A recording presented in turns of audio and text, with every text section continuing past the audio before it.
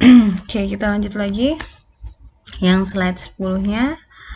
Tadi udah di yang sebelumnya ya. Kita coba lanjut lagi ke slide 11-nya. Sama ya masih.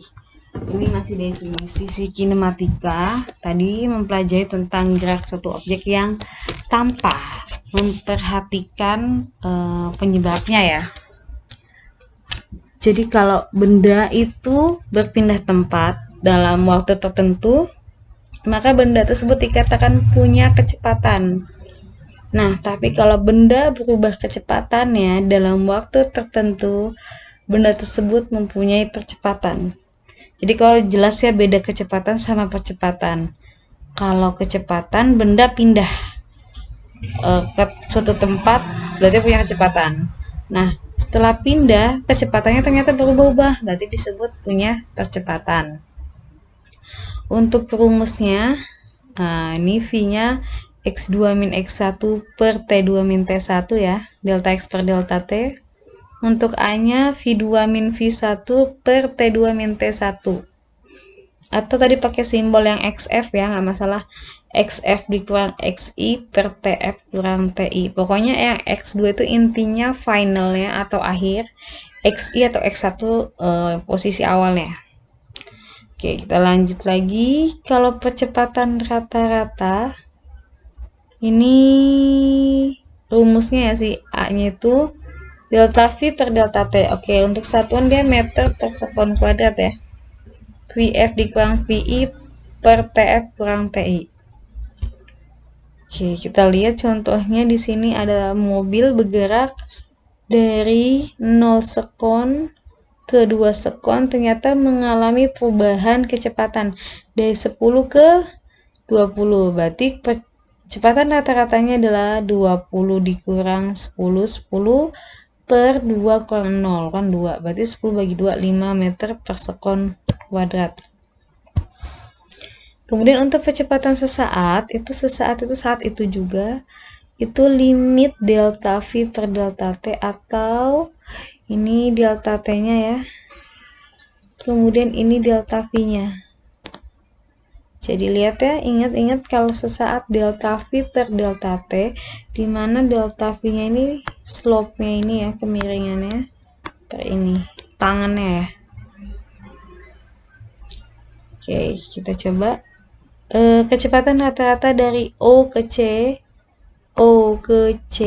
delta X per delta T ya, ingat rumusnya.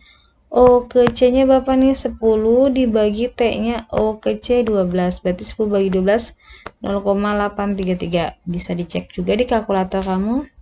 Dari O ke A ininya 4 dibagi delta T-nya 4. Berarti 1.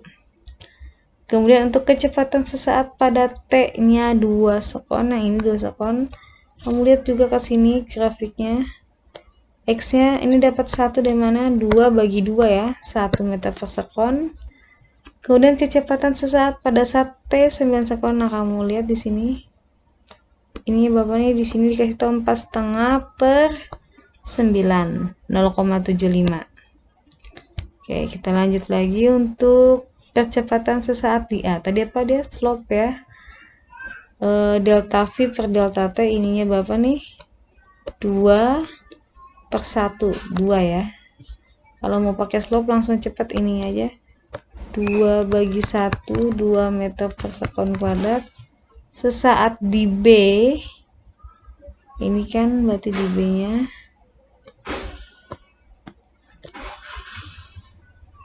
gak ada slope ya.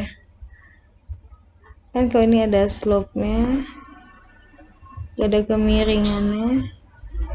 Saat di B, ini kalau ininya datar gini berarti dia kecepatan 0 ya.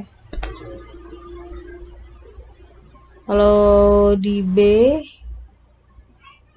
itu 4 kurang 4 ya, karena dia datar gini. Kalau yang A kan miring, kalau yang B kan gini. Berarti ini gak ada nih, 4 kurang 4, 0. 0 bagi ini harusnya 2,5 ya, saya kan di sini. Kemudian untuk sesaat di C-nya, ini kan arahnya ke bawah ya, ini kan ke atas positif, ke bawah justru negatif. Lihat slope-nya ini berapa nih? 3 kurang 2 ya, 1 bagi ini ke sini kan setengah. Kalau ibu pakai cara slope, dia dari 3 ke 2 nya kan 1 bagi ininya min setengah ya, jadi min 2. Mau pakai slope boleh, mau pakai cara yang ini juga boleh. Jadi kalau 4-nya itu kayaknya dia ngambil A itu maksudnya sepanjang garis ini ya, kayak 4 kurang 0 bagi 2 kurang 0. Sesaat di B ini ngambil segini, berarti kan 4 kurang 4, 3 kurang 2. Saat di C di sini 2 kurang 4 bagi 4 kurang 3. Mau pakai cara slope juga sama aja ya hasilnya. Lalu kalau mau A berarti 0 sampai A kamu hitung, A nya tuh sampai sini, yang B nya tuh ini, yang C nya sepanjang ini. Kalau mau pakai cara ibu slope juga nggak masalah, sama aja jawabannya. Oke, kita lanjut lagi. Gerak dengan kecepatan konstan, ini yang kita pelajarin kan tadi gerak satu dimensi, ada gerak horizontal, gerak vertikal, jatuh bebas atau GJB. Nanti yang 2 dimensinya, yang parabola, melingkar, relatif kita nggak pelajarin, itu nanti setelah hukum Newton. Oke, kemudian ada tes lagi, tapi nggak hitungan ya, konsep aja dulu. Di sini dia kasih tahu ada gambar, ada posisi terhadap waktu. Ini misalnya posisi, berarti X ya, waktu T. Ada 2 buah kereta jalan, yang satu jalannya kayak gini, si A, yang B model jalannya kayak gini. Nah, pernyataan yang benar mana? Apakah A, B, C, D, E? Jawaban manapun kalian pilih selalu ada penjelasannya. Oh Bu, ini jawabannya yang A. Kenapa yang A? Ya kan, karena begini-begini melihat grafik. Kayak gitu. Ini berarti tugas nomor 2-nya ya. Oke, Ibu lanjut lagi. Ada tadi kerangka acuan, biasanya 0,0 ya. Sebenarnya kan gerak itu relatif. Relatif tuh maksudnya gimana sih? Misal, kamu diam, kamu melihat orang bergerak. Menurut kamu dia bergerak. Tapi menurut yang orang bergerak itu melihat kamu justru dia diam, kamu yang bergerak, seolah-olah menjauhi atau mendekatinya. Nah, itu yang disebut dengan relatif. That's why di sini harus dibuat titik acuan, yaitu 0,0 biasanya. Jadi itu kita pandang sebagai pusat koordinat. Oke, kita lanjut lagi ke slide 21. Masih bahas yang tadi, kecepatan sesaat dan rata-rata. Nah, sekarang ada kelajuan. Tadi apa bedanya? Laju atau kelajuan sama ya. Ini jarak ya, kata-katanya lihat jarak yang ditempuh. Kalau kecepatan rata-rata ada tadi perpindahan. Kalau di sini definisinya pergeseran. Nah, dia lain lagi simbolnya, tapi maksudnya sama ya. Tadi kan XI, X1, R1 ya kan. Jadi dia pakai lambang R. Jadi kamu nggak usah bingung ya, banyak banget buku yang pakai R, X, XF, XI, XA, X1, nggak masalah. Di sini R ya, untuk sesaatnya sama. Ini sama kayak yang tadi, cuma beda simbol, jadi ibu skip. Oke, kita lanjut. Ini contoh gerakan satu dimensi. Lihat dulu contoh-contohnya. Mobil, kemudian kereta api, itu juga satu dimensi.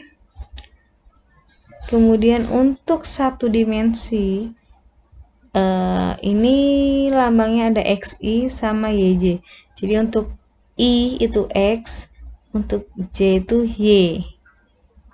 Ya, nanti untuk di 2 dimensi ini ya, XI plus YJ. Kalau 3 dimensi, XI plus YJ plus ZK. Untuk V-nya ini sama kayak yang tadi ya. Rumusnya cuma ini bisa dapat rumus jadi V sin V0 plus AT. Dimana ada juga ini pakai rumusnya VT. V akhir ya. V0 tuh V mula-mula. Jadi kalau punya rumus